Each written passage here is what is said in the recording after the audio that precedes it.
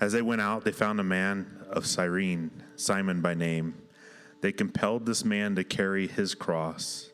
And when they came to a place called Golgotha, which means place of a skull, they offered him wine to drink mixed with gall. But when he tasted it, he would not drink it. And when they had crucified him, they divided his garments among them by casting lots. Then they sat down and kept watch over him there. And over his head they put the charge against him, which read, "This is Jesus, the King of the Jews." Then 2 robbers were crucified with him, one on the right and one on the left. And those who passed by derided him, wagging their heads and saying, You who would destroy the temple and rebuild it in 3 days, save yourself. If you are the Son of God, come down from the cross." So also the chief priests with the scribes and elders mocked him, saying, "He saved others, he cannot save himself.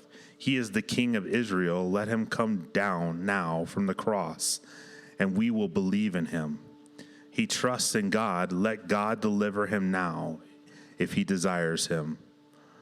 For he said, 'I am the Son of God.' And the robbers who were crucified with him also reviled him in the same way." You guys may be seated.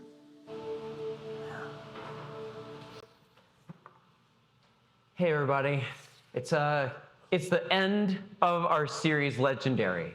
We started on, goodness, it was, when did we start that thing? We started June 25th. June 25th, so almost July, and we're ending today, August 13th. And for those of you that have been reading through Matthew, you're catching stuff that we might just kind of brush over in here. We may, there's just not as much time as we have to just read every day. I don't want to see you guys every single day, and you don't want to see me every day, so we don't do this every day. But we do this once a week, which isn't always enough. But if you've been reading along, you've noticed that this has been a huge story. It's not just the end of Matthew, it's the end of a great story. And there's something about great stories that interrupt our lives. For my son's birthday party this year, last year, 2022, we at the gym that I work at, we did a party there. And you know how you invite parents in here, you invite the whole class, and half the class can come. Well, the whole class could come, and that was a problem because that's like 20 plus kids plus like church friends. So it was wild, and my like mild-mannered, somewhat introverted son this year said, "Hey, can we just take like 3 friends to a movie?" And we were like, yes, you may, we will do that. So this year, the movie that came out in April was the Super Mario Brothers. Any cheers, or I see some head nods? That's very churchy of you to head nod, okay? If we were in a living room, someone would shout Peaches, and they start singing the song. Now the parents know what I'm talking about. I got some real head shakes from teenagers there. Yeah, Super Mario came out. And like for me seeing that, I was like, I want to do this for my birthday party.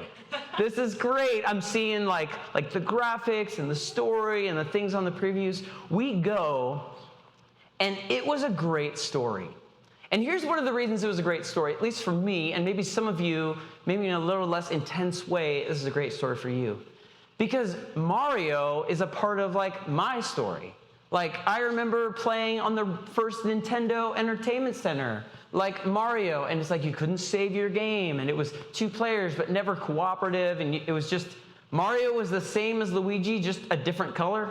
It was the exact same thing. There was no personality to it, and there was kind of a story, but you're like, I don't really understand why this princess is in a castle and why this dinosaur turtle thing can talk. You didn't really understand it, but then you played Mario Kart, you played Dr. Mario. Anybody really old in here? Dr. Mario, I guess it's retro, so you might have played it, and it's a new game to you. And there's all these different Mario Galaxy, there's all these, and Mario, do you know what the first game Mario was in? Donkey Kong, right? He's jumping over the barrels, stuff like that.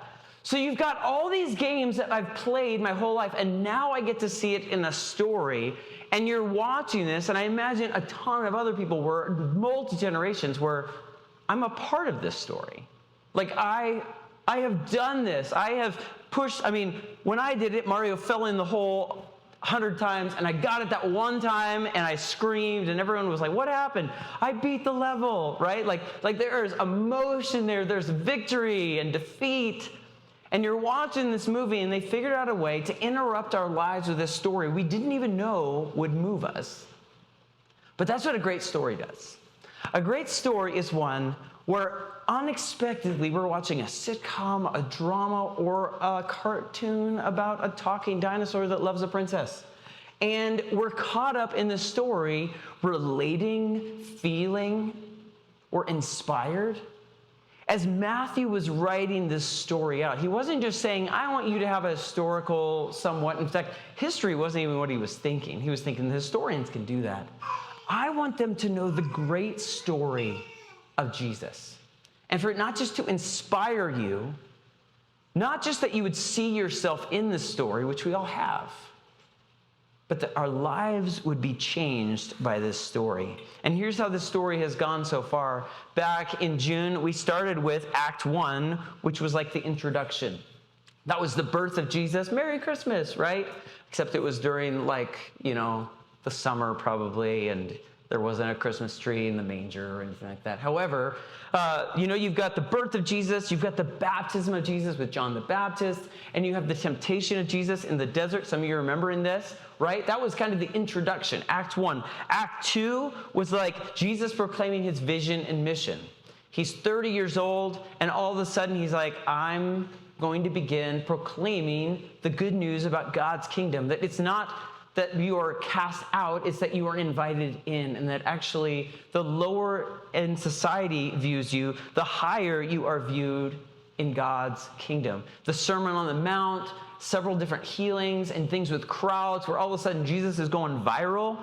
But then there starts to be some different things that happen where Jesus has to kind of go to the small towns because he's saying the crowds are getting out of control, the Pharisees and the enemies are like complicating this. So he goes to some small towns. He starts investing in his disciples in Act 3. It's a little bit more small group investment. He sends out his disciples to do what he's been doing. They're freaked out by that. He gives them a lot of different teachings about that Matthew tells us about. There's a lot more parables. And the reason he does the parables is not just so you can relate, but because parables, you kind of have to think it through to understand the meaning. Some people left those teachings and went, that's a really great story about a sower that was dumb, that threw seed on paths. Why would it do that? Others really wanted to understand the kingdom of God and understood, the seed represents something different. Then it brought us to Act 4 last week, which was the beginning of the end. Act 4 is when Jesus started to get really offensive.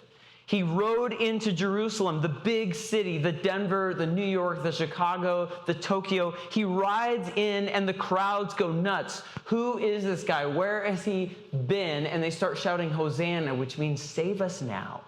It is just blowing up. I said last week, it's like Taylor Swift Eras Tour. It is just, people are going nuts. And Jesus did this. It got the attention of his enemies. His enemies who had kind of gone, you know what, Jesus has left the city. We'll track him. Now Jesus is right there. They have to do something. And so here we are in Act 5, which is the very end. And this is Passion Week. Jesus is in Jerusalem, the big city. Stuff is happening.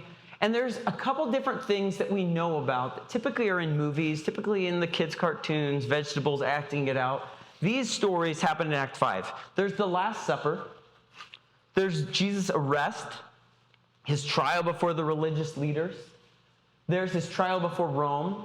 There's his death and crucifixion. There's his resurrection, and then his final sermon. But here's the reality. This section has so much more than that. There are so many things that if we're not reading through the book of Matthew, we miss a lot of stuff. In fact, I can show you all the stuff we'd miss if we just went with what is typically preached. What really happens in this section, the Pharisees make the decision they're going to kill Jesus. They're trying to shut him up they're trying to test him, we remember that. They're trying to interrupt him and discredit him and make him be embarrassed in front of the crowds. Doesn't work. This is when they make the big decision to kill him. We're used to watching movies where the villain is already death is on their mind, right? Like, this is real life. Like, they were not in the beginning, like, they're not murderers, they're not killers, they're not like death penalty, right? Like right away. But Jesus has pushed them to a place where now they've decided, and things start to move quick. Then we have, and I'm not going to go into this story, but the reason I put it this way is because it was scandalous. Jesus is anointed by a woman. And this happening was a big deal. The fact that Jesus did not say, "Get away from me," was countercultural, like scandalous. In fact, Matthew makes us believe that his thinking was, this is when Judas was so offended by Jesus, that's when Judas decided to betray Jesus.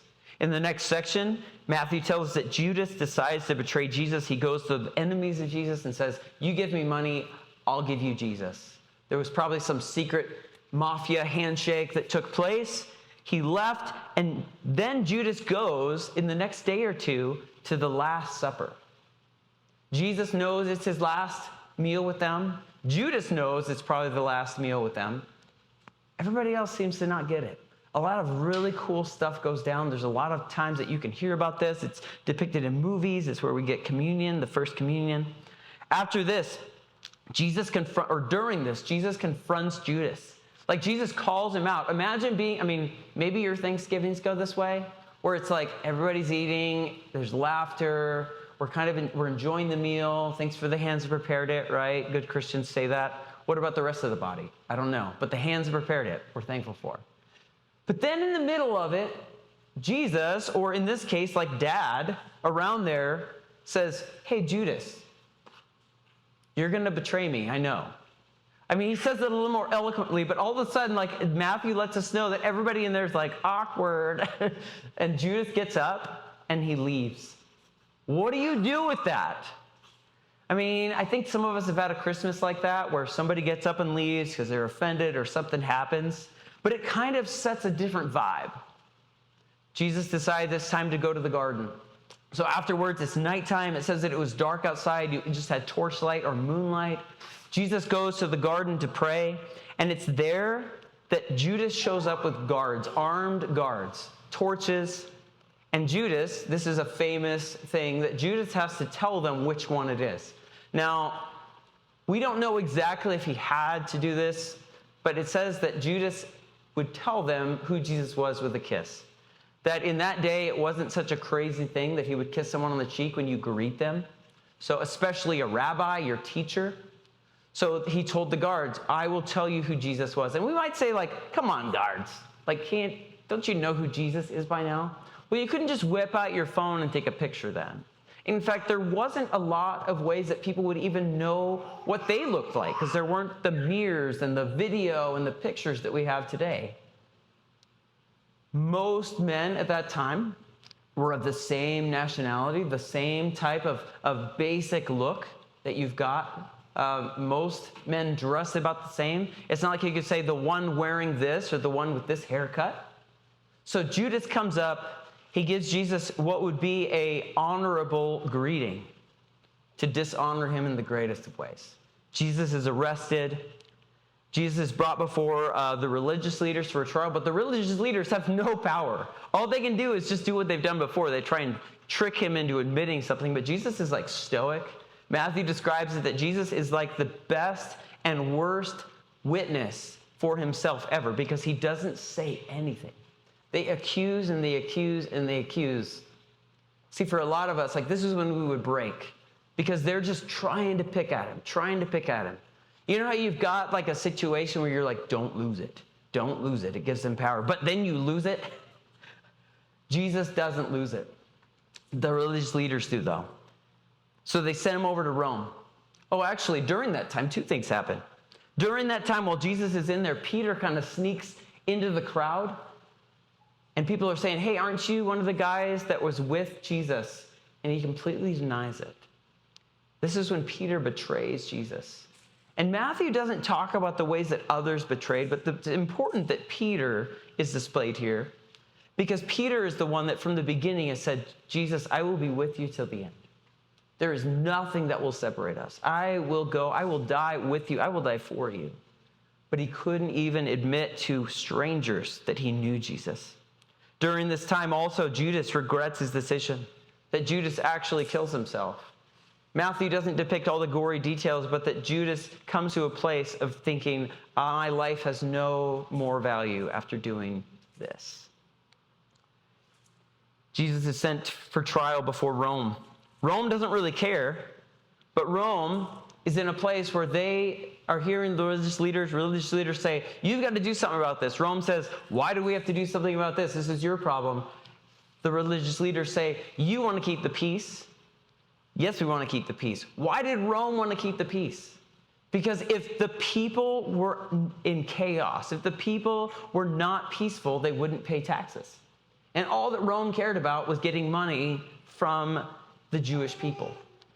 So, he doesn't find anything against Jesus, but says, you can do what you want with him. You can have him killed. So Jesus is mocked. He's beaten. As Kurt read a second ago, he had to carry his cross, but he was so physically beaten at that time that someone else had to carry that cross for him. And some scholars say that the guy Simon of Cyrene, the reason Jesus or Matthew mentioned this was to show that where Simon Peter would typically be, where he said he would be, carrying that cross with Jesus, that a stranger had to step in and help Jesus because all of his friends had left him. We're going to go over more about Jesus' death, but then there's his burial, his resurrection. Then there's the part where he talks about the guard's report. The guards don't really want to get in trouble. So the guard's report says, we're going to tell people that the disciples stole the body. And then the final section is the final sermon called the Great Commission. That's a lot to go over. So if you got 4 hours, we can go over this right now. I don't think Ellie has 4 hours, so we'll just dive into a section that I believe God put on my heart for us to end with. Observation number 1, and that's this, that if you didn't know this, reading the Bible on your own is necessary in following Jesus. Because if you saw that huge list of bullet points and stories, those are all in these 3 chapters. Packed full. How long have I taken already just to go over that? Let alone if we depend on someone else to feed us food, we will always be hungry. And I think what's happened for a lot of us that are trying to follow Jesus, trying to walk with the Lord, is that we've just gotten used to our hunger pains. Now, we call them something else. We can say, God is far away, or we can say, I just feel spiritually dry, or we can say, it just doesn't feel real anymore. But I think those are just kind of like hunger pains. If the only time that I ate was when I went to your house maybe once a week when you fed me, I would be hungry a lot. You would even say, that's not healthy, Jared. That's not healthy. The only time you eat is once a week. So when it comes to walking with Jesus, if we have any bit of desire to walk with Jesus, reading the Bible on our own is a must. Those of you that read through the book of Matthew, none of this is a surprise for you. Like, you probably came in here and you knew stuff, and you might have thought of stuff, I wish you would have talked about this. That's good. And here's the thing that I want to tell you. If you've never, consistently read the Bible before, one thing to know is that when you read the Bible consistently, you will be getting more questions than you will answers.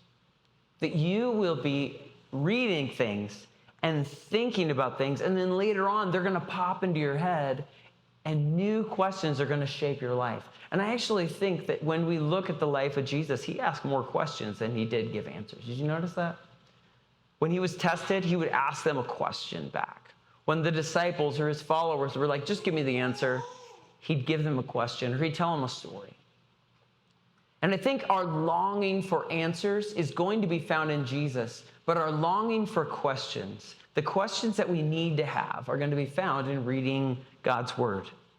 We shouldn't be upset if when we read God's word, we're filled with more questions. We should actually see it as God is trusting us to ponder those things. The ancient truth of God's word has modern day application that connects with our lives, no matter who we are. I would recommend, if you are saying, well, what do I do?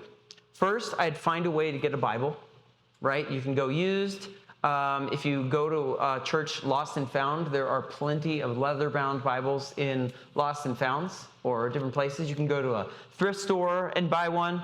And then I would just find 1 to 2 people or more that you would get together with once a month or maybe more, have some sort of beverage. You can meet at like a coffee shop. I know a few, at least one good one in the area.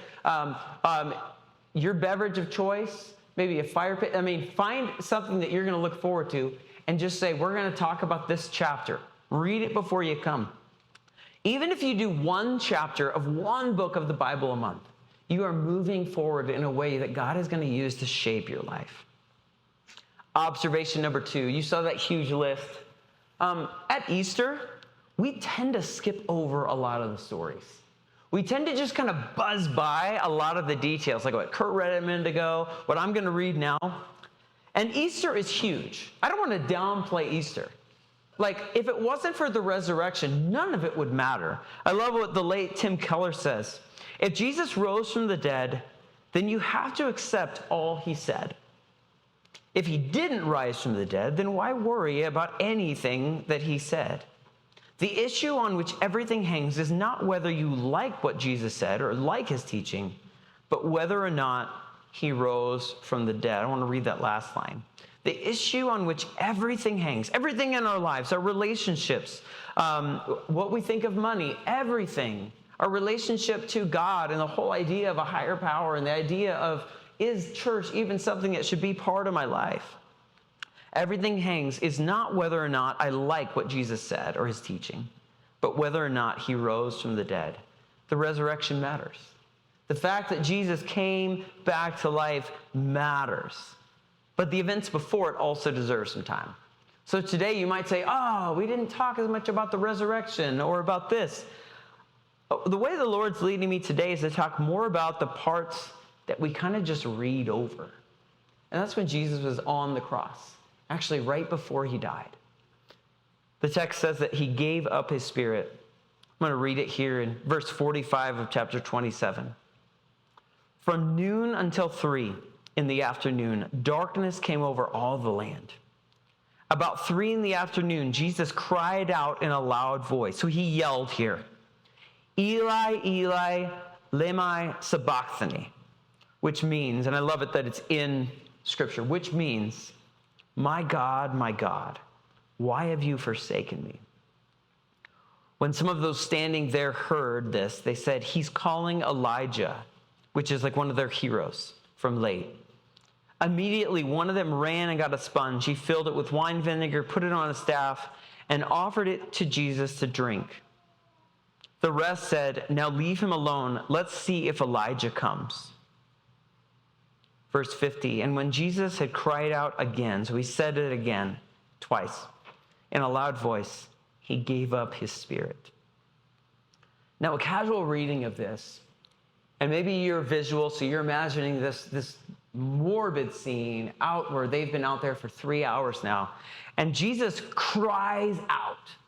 Now, a casual reading of this, we might say, this is when he broke. This is when he broke, like that dripping. We've all got that like person we work with, right? Or live with, but let's go with work with, because you might not be here with the people you work with.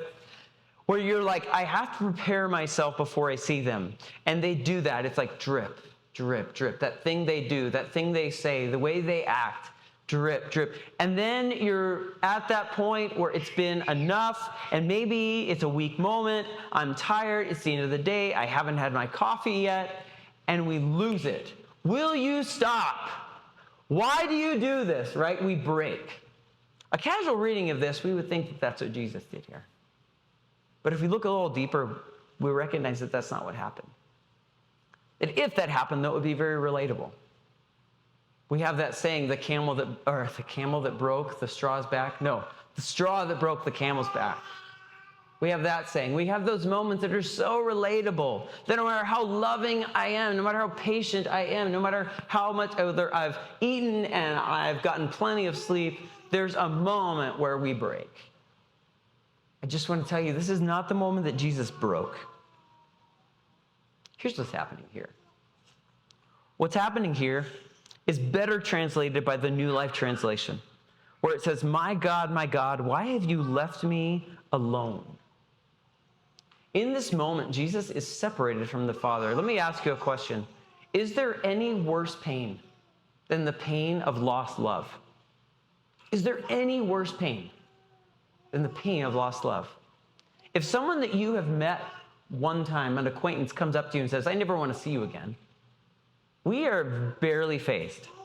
If there's a deep insecurity, maybe. But that's nothing compared to a loved one, maybe a spouse, saying, I never want to see you again.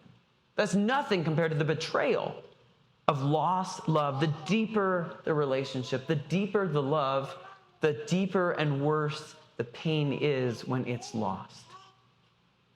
Jesus has a profoundly deep connection to Father God, a deeply profound connection. He's teaching his disciples to pray. In fact, the disciples said at one point, teach us to pray, because what we see in your life, have you ever known someone like that you go, I could never have a relationship with the Lord like they do? I could never have that. The way that they pray, the way that they act, the patience they have. You know, a lot of times in churches we call them the old saints, right? I think we have some young saints too, like people that you're just like, your connection to God is so beautiful. And we kind of think in our minds like, I could never have that. Similar to when we are unmarried, or maybe we don't have an established friend group and we go, I could never have a friend group like that or have a relationship like that. What ends up happening here is that Jesus is separated from the Father in this moment. And that's really strange, that he didn't say, my back, my head, my body, because the drip all day has been his body. He's been beaten, he's been whipped. In fact, Matthew doesn't even talk about all the gory details that John and Luke and Mark talk about. Matthew doesn't talk about the nails very much or the flesh, things like that. He talks about the relationships. Jesus doesn't say my back or my head or my legs or my hands, where his physical pain is obviously happening. He's been abandoned by all of his friends, all of his family that he was with for 3 years, who said, we're going to be with you till the end. They weren't standing with him at his trial. They weren't willing to be arrested, willing to be associated with him. Why wasn't he screaming, my friends, my family, why have you left me? The greatest pain for Jesus in that moment was separation from God. And just like what we were talking about earlier with hunger pains, I think that this is one of the greatest pains in our lives. But we can call it other things. That sometimes the greatest pains in our lives are when we are disconnected from God, from the one who made us, the provider of our lives. And if you've ever had that connection with the Lord, you kind of know what it is when you're missing it. You kind of can go, something's a little different. If you've been raised in the church world, if the word Sunday school isn't like a weird thing to you, there's these words we use like a mountaintop experience, when I feel so close to the Lord versus being in the valley. Just a very like geographical landscape way of describing closeness to the Lord. It happens, you could call it in a relationship, the honeymoon phase versus like real life, the grind. Jesus is going through this moment where he feels completely separated from God the Father. And I just wonder if that's something that we can relate to today. That we've said, God, where are you? That whether we're in a waiting room or whether we're just facing a brokenness in a situation, physical pain, emotional pain, God, where are you? Sometimes the moments that we have the hardest time believing that God exists is when he is quiet. I would love for God to speak to me as consistently as my kids do. I don't have to call them. They are there.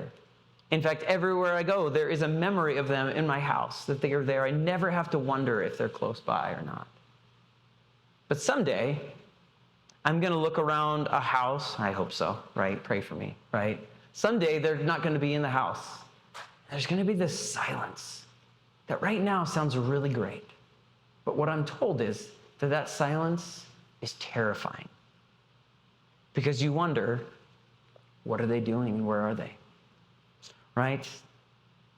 Jesus is on the cross, and the thing that he cries out before he dies, the thing that literally makes him like die, is a disconnect from the Father God. And the thing that I think that most of us here can understand today is that moment where we wonder, is God even with me anymore? How do I walk through these moments of the silence of God? And you might think, well, I've never gone through that, or maybe I have a little bit, but I actually have a friend who has walked away from any sort of faith now because of God's silence, because of that disconnect, because God wasn't there in my darkest moment.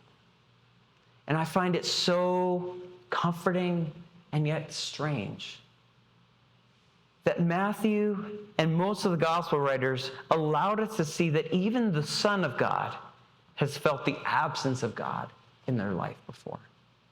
That Jesus can relate to that emptiness that we feel at times. That moment where you go, God, where are you? Where are you? Have I not been faithful? Andrew Peterson, a writer, singer that I follow and probably quote way too much, he wrote a song called The Silence of God.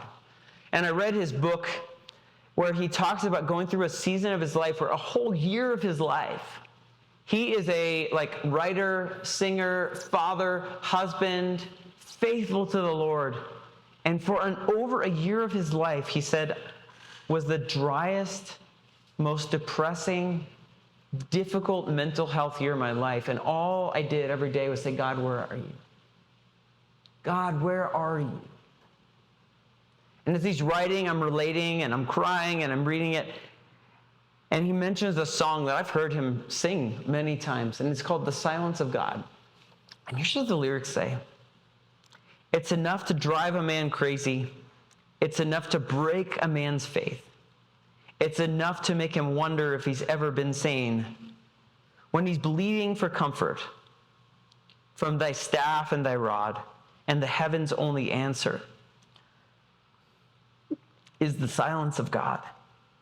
It'll shake a man's timbers when he loses his heart, when he has to remember what broke him apart. The yoke may be easy, but this burden is not, when the crying fields are frozen by the silence of God. And if a man has got to listen to the voices of the mob who are reeling in the throes of the happiness that they've got, when they tell you all their troubles have been nailed to a cross, then what about the times when even followers get lost? Because we all get lost sometimes. Have you ever said, God, why have you left me alone? Jesus has. Another important detail in this moment is that these words are not actually original to Jesus, that actually they're a Psalm of David. Psalm 22 says, my God, why have you forsaken me? Maybe this is relatable for you. God, why are you so far from saving me? So far from my cries of anguish? My God, I cry out by day, but you do not answer. By night, but I find no rest. The most painful moment before Jesus died was when he discovered that his connection with the Father was broken. And that is a pain that I fear too often we live with, and then we give up. This disconnect is a pain that finds its way into every aspect of our lives, and I know that many of us are carrying that pain. And so we get up and we go to church, or we do the thing, and we do the parent thing, or the school, or the work thing. But the good news is the gospel. The good news of the gospel is this, that Jesus went through a separation from the Father so that we would never have to be separated from the Father again. That's why the gospel means good news. Because the reason that Jesus was separated from the Father was to make a way for us to be united and connected to God. Jesus had not done anything to break that. There was no sin in his life. The sin in our life disconnects us from God, from the Father. And yet because of his sacrifice, Jesus, we don't have to be disconnected. 2 Corinthians 5:21, written later to describe this, says, God made him who had no sin to be sin for us, so that in him we might become the righteousness of God. You know, as we close today, as we close this story, I know that it was a serious one today, but I think that we need a reminder that these stories are not just bread and fish and healing of physical things, but a healing of us on the inside. That Jesus said, you don't have to go through this life carrying the pain I carried on the cross. That I've made a way. I've made a way for you to have that connection with the Father.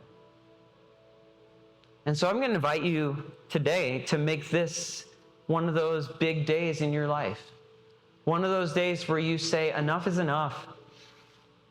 Enough is enough. I'm ready to make a decision to take a step forward in my walk with Jesus, in my journey of life. And I don't want to do it without him. So in a minute, step one will be simply confessing your need for him. To say, you know what, I've done this on my own. This is like when you confess and say, you know what, this is not working. This is not working. But I'm going to do this. The thing that I'm told has always been the way. Confessing my need for a connection with God. Whether it's you've had that connection before and you don't now, or whether it's I don't even know what that means. But that's what I want. Step two is simply confessing that we're part of the problem. It's a way of saying, I have screwed up, is kind of the way I put it. The Bible's a lot more eloquent than that, but I say, I've screwed up. That there's a brokenness in me that no matter how much I make these goals and these plans and I take these tutorials and I will watch these videos on how to do this and I'll read these books and I'll find accountability, I still, for some reason, find myself slipping backward from where I want to go. That I am part of the problem in my own life. And step three is simply inviting Jesus into our lives, committing to follow him wherever he leads. He said to the disciples again and again, if anyone comes after me, they must deny themselves, take up their cross and follow me. That following is an action. That it's not just I know that there's a term, ask Jesus into your heart. It's not really it. What it is saying, God, I'm going to follow you. I followed a lot of things in my life, even my own way. But I want to follow you. When giving God your yes means that it means that you are ready for your life to have the resurrection. Many of us know because we've been to church on Easter, or we know the story because I said it earlier, that Jesus comes back from the dead. And that promise of resurrection in our life comes from following him. If we follow him to the death of ourselves, maybe not a physical death, we can follow him in his resurrection and that restoration and then one day his return.